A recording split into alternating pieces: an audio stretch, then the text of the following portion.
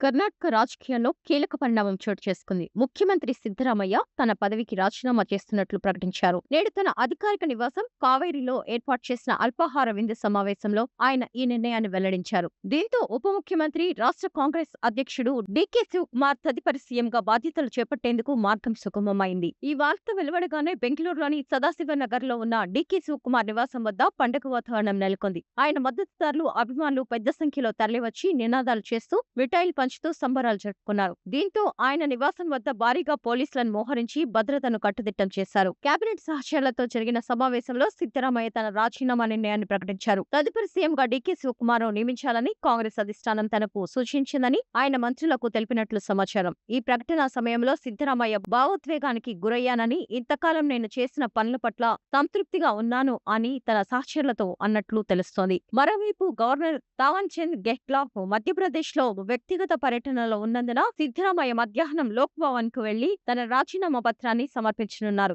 అనంతరం సాయంత్రం 3 గంటలకు మరో అధికారిక నివాసం కృష్ణాలో ఆయన మీడియా సమావేశంలో మాట్లాడనున్నారు. సిద్ధరామయ్య రాజీనామాతో డీకే శివకుమార్ కు సీఎం పీఠం ఖాయమైందని మంత్రి హెచ్కే పాటిల్ కూడా ధృవీకరించారు.